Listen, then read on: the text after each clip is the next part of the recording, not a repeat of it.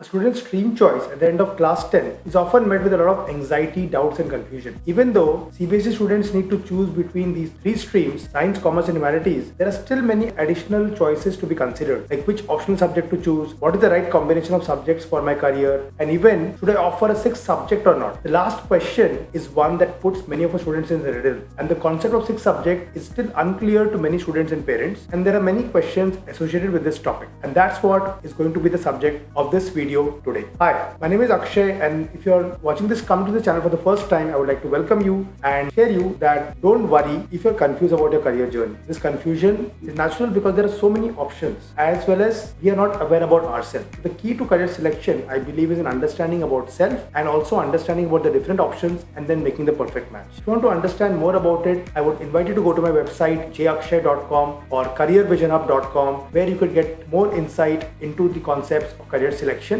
as well as career growth. Even in 21st century, skill sets and the mindset that is required for success not present, or even the students and parents are not aware about it, and people are just running only after career selection. However, this mindset and skill set is also equally important to be developed if you want to be successful in our chosen career. So to learn all this, I would invite you to go to my website and register for my next webinar. So you can go to jakshay.com or careervisionhub.com and register for the next webinar, where I'll help you crack the career code in this webinar, and you will also get some exciting gifts. What are you waiting for? Go and register for the webinar, and I'll see you there live. Now let's get into the video where I'm going to answer 9 questions. Yes, 9 questions about before you opt for a sixth subject after class 10 in your class 11. So let's get into this video. Let's understand first with an example, or I would say with a story. So here comes the story. So it was mid-afternoon when the flares of sun rays fell on his forehead furrows through the window glass. Yes, I'm talking about Ram. And Ram tossed the 8 scratch paper into the dustbin. He was actually pulling his hair. His frustration was nothing but the confusion of waffling on which career path is better for him after 10. The same confusion most students face after 10 to choose the most compatible stream for them. So in Ram's case, he couldn't do anything but deterring whether he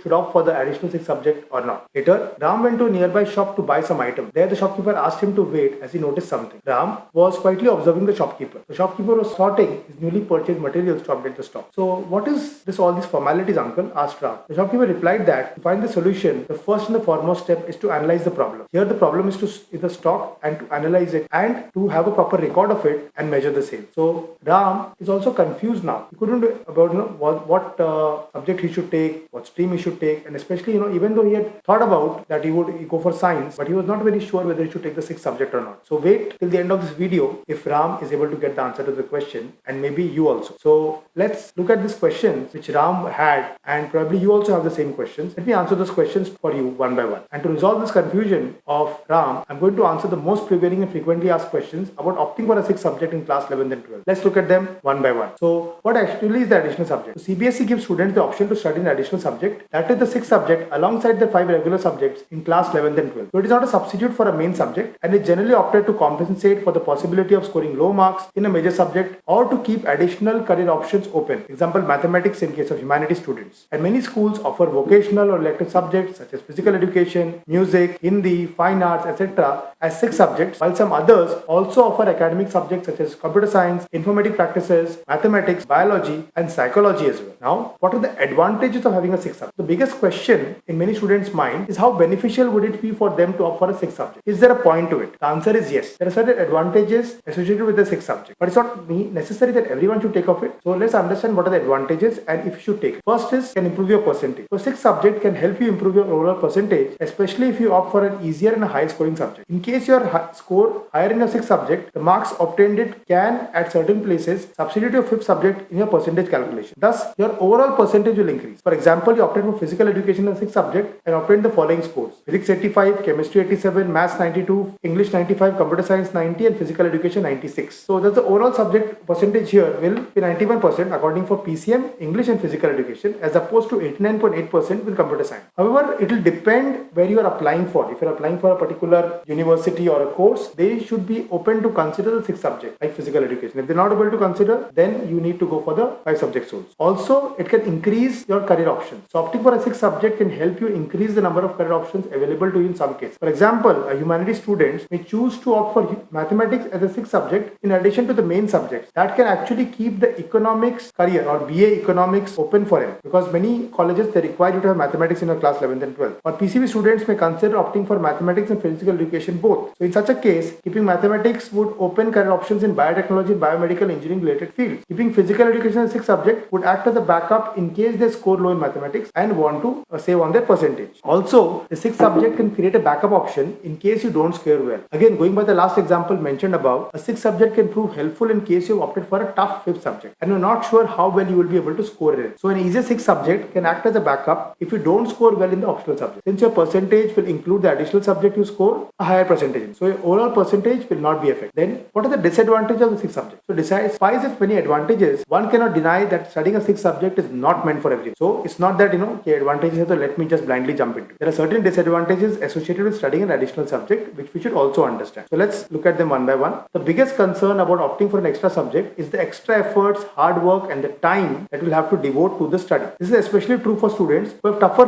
fifth subject, since they would already have their hands full with their 5 main subjects, and adding another to the mix may make it too much for them to handle. So even if you opt for an easier sixth subject, you will still have to study for it. And many hold the view that more focused attention towards 5 subjects is a better formula for obtaining a good percentage than dividing attention between 6 subjects. Thus, you need to look at your ability to multitask and to handle the efforts involved in taking up an extra subject. Then comes your next point, is 6 subject compulsory? No, opting for a 6 subject in class 11th or 12th is not compulsory. Generally, your main subjects are counted towards your percentage calculation in the board exam, and a 6th subject is completely optional. The next question is the 6th subject exam compulsory? Yes, it is compulsory to write the 6th subject exam if you opted for it. However, the marks in a 6th subject are not counted in a percentage calculation if you score less in it or if you fail. They are only considered in your total percentage calculation in case you have scored less in your 5th subject or in any other language. Now, what if the student flunks in the 6th subject? So your 6th subject marks are not counted to your overall percentage, and even for admission purposes, only 4 or 5 subjects are generally counted. And nowadays, we have the CUET exam which will be considered by many colleges, or universities. So in a case if you are not able to obtain a passing percentage in a 6th subject, it's up to you whether you wish to write the examination again or not. The marks in a 6th subject will, however, still be written on a final mark sheet and may not give a good impression sometime to future recruiters if they are shown that mark sheet and you have not passed the subject. So do consider this particular point. However, it's just an add-on. Don't take it too seriously also, but do understand all these points which I'm sharing. Now, what if someone is passed in the 6th subject but not in the main subject? The CBSE board gives you provision to replace the marks of a 6th subject with those of your main subject in a percentage calculation in certain cases. So as per CBSE guidelines, a language which is offered as an additional subject may replace a language in the event of candidate failing in the same, provided after replacement the candidate has English or Hindi as one of the language. So you have not performed in the main subject like English, but you have additional subject as Hindi, then it can replace. But English cannot be replaced by computer science. Now, an additional language offered at the elective level may replace an additional subject, provided after replacement the number of languages offered shall not exceed 2. You cannot have more than English and Hindi, 5 subject miss. And you can even go to the CBSE website and get more information. So if you have failed or have scored low in one of your main subjects, you could get the option to replace it with the marks of your 6th subject. Now, the next point is how many additional subjects are available. So CBSE provides many options for additional subjects, and the popular choices for them already been discussed in previous videos, where you could see the optional subjects with PCB, with PCM, with commerce, and with the humanities stream. Or you can even go to the CBSE website and check about them. But main thing also to understand that this question of how many additional subjects are available also depends on what subjects your school is going to offer.